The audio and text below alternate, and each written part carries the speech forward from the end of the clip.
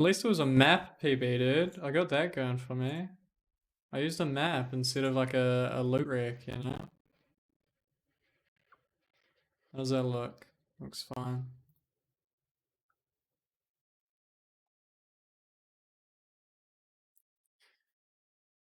Your lighting's bad.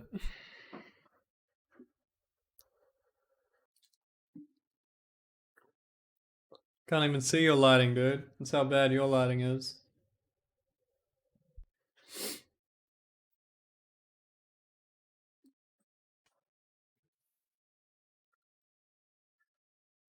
Two-letter name.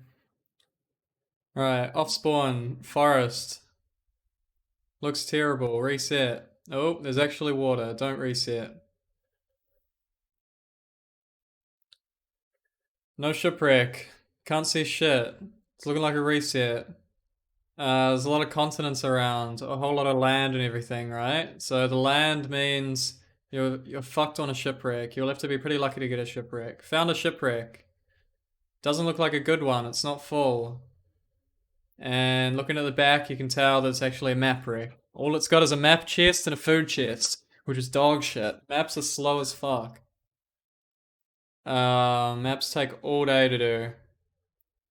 So, unfortunate. It's a decent amount of food. The map actually is visible, which means it's playable. If there's no land, if the map doesn't light up, you reset. Maps are 512 by 512. So if there's nothing filled, you have to move like 512 blocks, which is going to take all day. So you just log out on the spot. Quick 99. Standard. I take the map off the offhand so you can actually crouch and open the chest. You have to have nothing in your hand for you to be able to crouch and open a chest.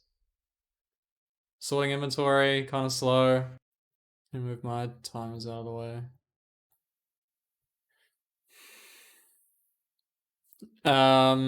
Two logs. I was thinking about getting tools. I don't really need them. Like stone tools. Gold axe is a bit. It's almost silly. I think I had 7, right? I had 7 gold. Yeah. Gold axe is a little silly here. I already make my diamond sword, or do I? Yeah, I do.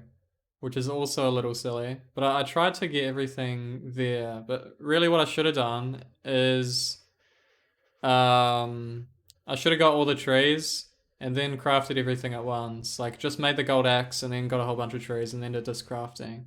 Because it means I've broken the crafting table like twice, right? Um, which isn't a big deal when you've got a gold axe, but it's still a bit of time loss. And especially with the durability of a gold axe.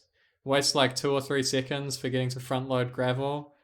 In these warm oceans, you have to get gravel off the rip because it's just sand at the bottom of the sea and it's hard to find gravel in ravines and caves and shit. Um, so maybe 5 to 10 seconds lost to just poor decision making off the overworld, but for a map, this is a fast enter. Like, maps don't usually enter this quickly, so pretty lucky with that. The portal, I don't do the fast thing, but I also craft linen steel, so it doesn't matter as much. But there's probably like a second to be saved on the portal.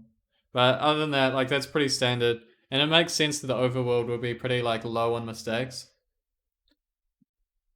Because we mostly play overworlds. Now here's where I start fucking up. This is where all of the time loss is, the nether, because nethers are pretty hard to play. This is where all the time loss is. This is why this could have potentially been at least sub 16, but maybe even better. Maybe even sub 15. So I start farting around with stupid blocks, and then I'm missing all these jumps and everything. I'm getting all these blocks out of my inventory. I break 2 nether bricks, which is slower. Now I've got 2 random nether bricks in my inventory that I'll probably use to stack up here anyway, so more time lost there. There was also general indecision. To, not being sure if I want to go in the fortress or not. I found 2 bastions with E, off spawn. And then here's where I start just fucking up majorly. I'm like, this looks like a pretty big fortress. I think I'm gonna go bastion first, which is stupid as fuck. If you're literally inside a structure, imagine you're in a bastion and you see a fortress and you run to the fortress, right? That'd be the stupidest thing you've ever watched. And that's basically what I do here. I'm in a fortress and I try and run to a bastion when I'm just already in a fortress. Like, why the fuck would I do that? What are you sending me, nerdy?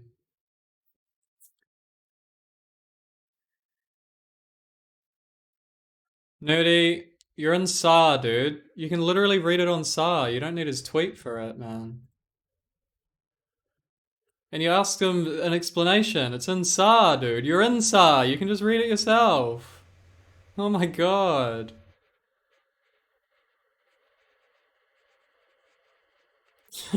He's literally writing the Bible on divine travel right now in SAR, which you're in.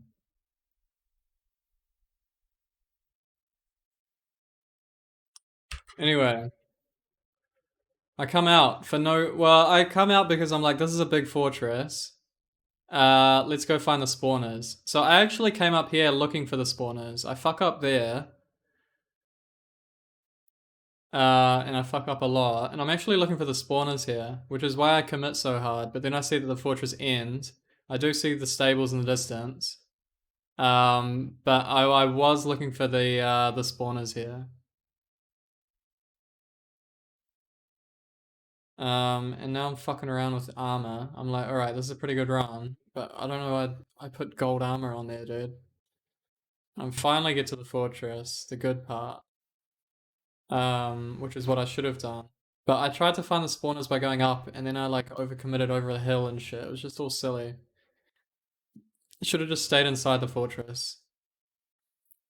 There's a minor task overlap there where I let the wither skeleton run at me. You want to prioritize killing blazes because mobs and yourself they take up spawning space. If there's anything in the way of spawns as the spawner spawns things, it's gonna cancel the spawns. So you need to kill them as fast as possible. Using the gold axe there, it doesn't really matter that much. Some guy in the comments said that is a time loss using a gold axe. It basically takes the exact same time, especially in consideration with how long a blaze cycle is. We literally use a wood axe on blazes sometimes, so it's nothing of a time loss. It's not like as soon as I kill a blaze, we can leave. Killing blazes, we spend a lot of time doing anything else in between cycles. Um, So the rate at which you kill blazes, it needs to be fast enough. I can't remember what the minimum blaze cycle is. I fuck up the breaking here, but that's because it was either the same day or maybe a day before we found out, or Duncan found out a different way to break out blaze spawner blocks. There's a better way of doing it. So I don't think I knew it at the time, but maybe I did. There's a better way to break out the blocks.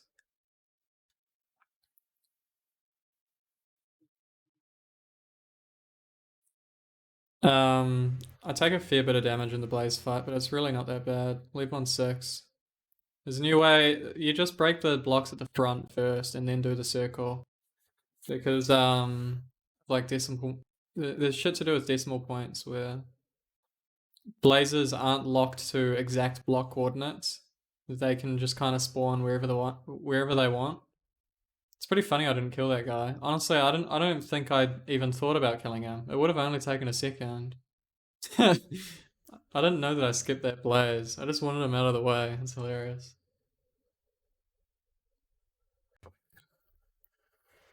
And now I start fucking up here. I didn't need to break the top 2 blocks.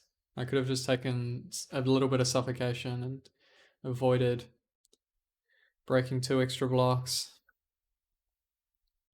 Um, we'll go back to the routing at the spawners.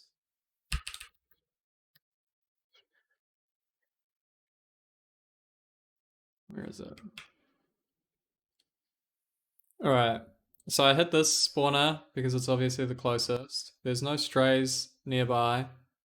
And then after finishing that, what I like, it's not confirmed at all, but if you've got two spawners far away from each other, you can't use both consistently, but you can use one and the other and then just commit to the other one.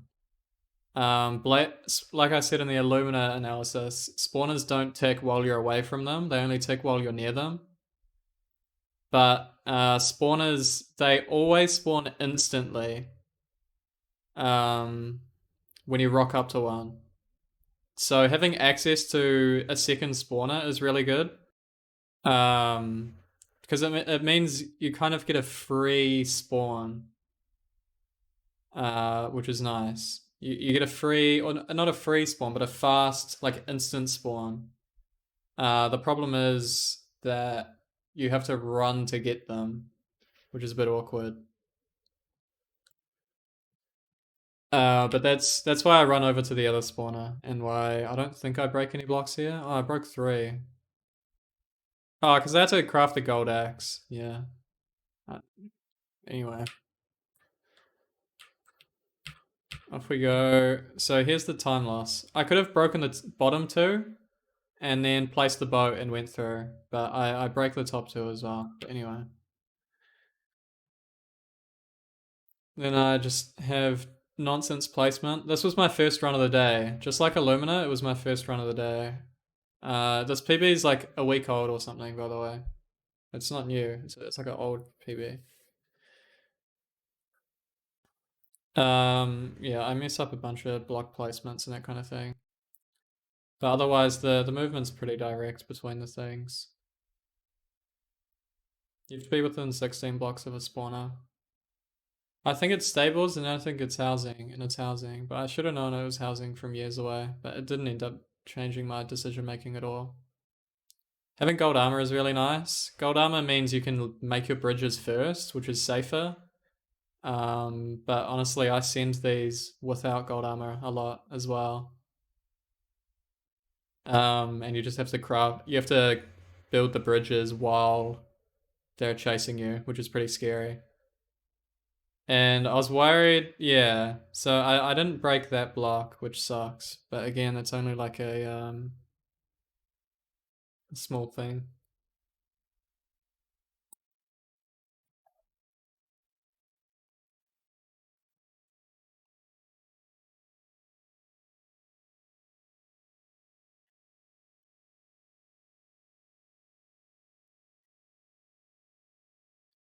Standard manhunt housing. I want to pick up this gravel so that I can drop it on them. You want to fill it up so that you can put the gravel on them and the items don't go away.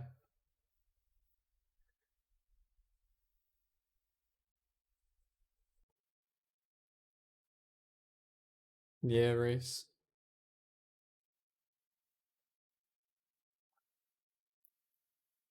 Um, it's kind of slow. I need another pearl trade. But I should be building right now. I could have been building like a few seconds earlier there. When I first watched this run, I thought that it was like a minute of time loss to the fortress, which is only kind of true. Um, yeah, this is my run. It's only kind of true that there was like a minute loss to the fortress routing.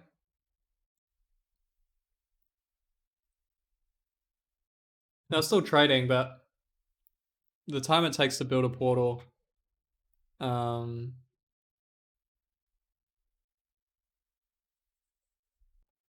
they would have traded the pearls they pitch. And then I should have slept here, but I didn't, which led to a little bit of time loss later on. Usually I sleep on top of the portal. But it was my first run of the day and I was thinking 13:53. Yeah, send the link. Um First run of the day, I was just trying to get my eyes out, you know. But usually what I want to do is um Sleep ASAP.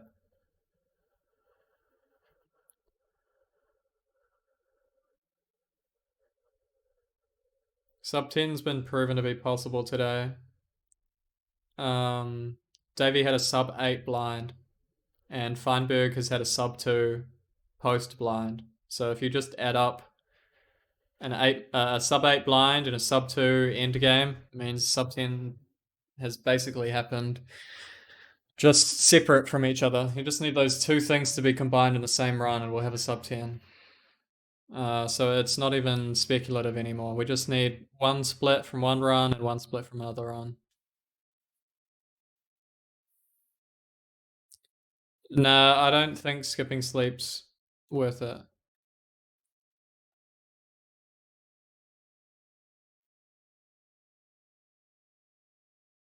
Yeah, David needed wall, but that's just RNG.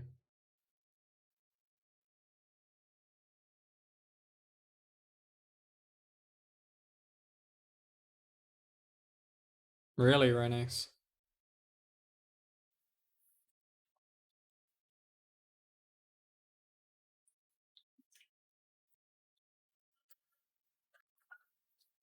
What was his previous PB? Nerdy, did you just drop the link and dip? I roasted you earlier, dude. I said that you're in SAR and you can read his stuff. Like he's putting it in SAR. You lagged out? Yeah, I was roasting you. He's writing the book on Divine Travel in SAR right now, and you can be reading it instead of reading his tweets and asking him in tweets. Yeah, we'll watch the world record, I guess.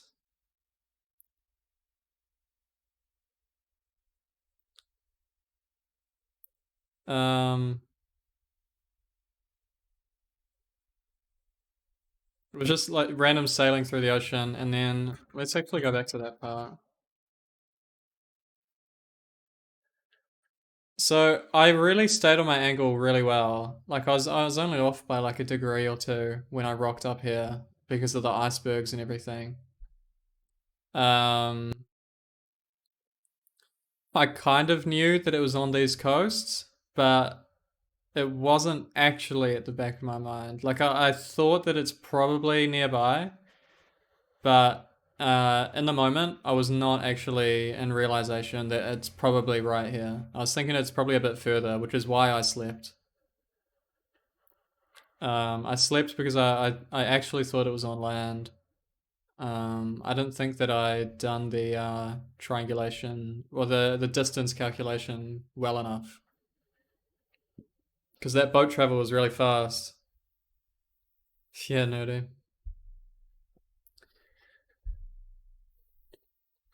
And I passed it back there. So if I had remembered that I stayed on my angle really well, I probably would have 8-8'd there. And so let's go back.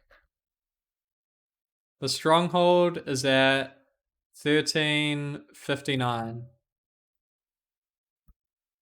And then when do I place my first soul sand? So at 8-8 here, it's basically 50 seconds. Wait, 1359. Yeah. I basically wasted like 50 or 55 seconds to uh thinking that I was not very good at sticking on my angle when I actually was good on my angle. And this is a what is it, 1645? Yeah, so it could have been 1555 if I had been more confident in my ability to stick on my angle and sent an 8-8. So it could have been sub 16 off of just that. My previous PB wasted a minute to triangulation as well. But that I had my excuse then was that there were a whole lot of trees in the way and hills and shit. But this one I just wasn't confident. Um, and again, I'm going to use the same excuse that it was the first run of the day.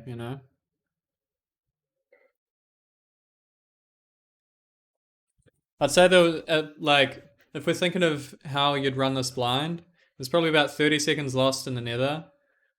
Um, 10 seconds lost in the overworld, and then 50 seconds post nether. So it's not really adding up to be like any substantial time. Um, but you know, it could have been like a low 15 if I played it really well.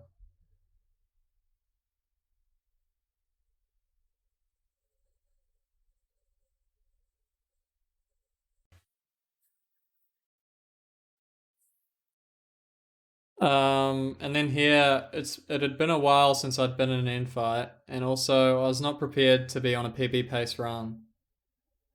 Um, so I'm pretty lucky that it actually didn't purge faster than this because I was fucking up my inventory a lot. But I'll never miss a 5 bet in my life, dude. I probably had anchors, but I had 5 beds. When you have 5 beds, it's just so comfy.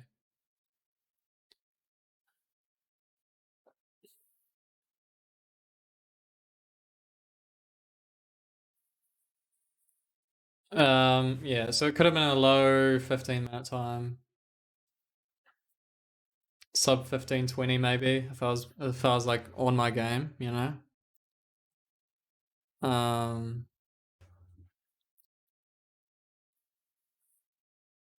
but I don't think we could get much faster than that. The stronghold nav was basically perfect as well, but it was a small stronghold, so it wasn't that important. Um,